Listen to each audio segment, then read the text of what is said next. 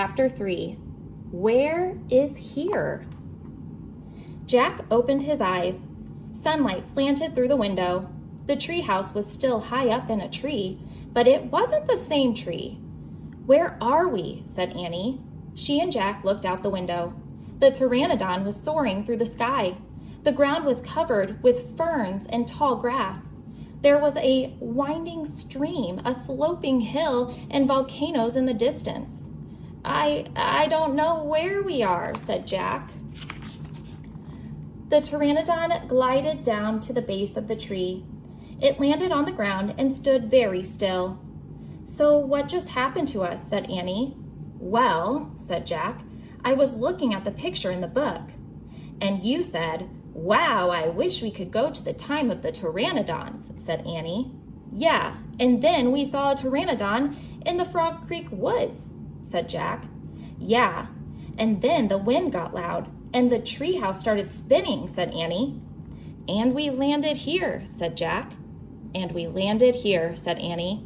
So that means, said Jack. So that means what? Said Annie. I don't know, said Jack. He shook his head. None of this can be real. Annie looked out the window again. But he's real, she said.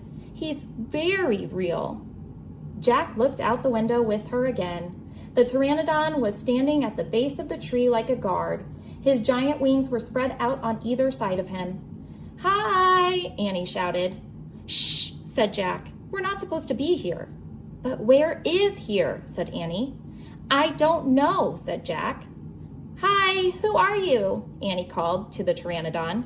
The creature just looked up at her. Are you nuts? He can't talk, said Jack. But maybe the book can tell us. Jack looked down at the book. He read the words under the picture. This flying reptile lived in the Cretaceous period. It vanished 65 million years ago with the dinosaurs. That's impossible, said Jack. We can't have gone to a time 65 million years ago. Jack, said Annie. He's nice. Nice, said Jack. Yeah, I can tell, said Annie. Let's go down to him. Go down? Said Jack. Annie started down the rope ladder. Hey, come back, said Jack. But Annie kept going. Annie, wait, Jack called. Annie dropped to the ground.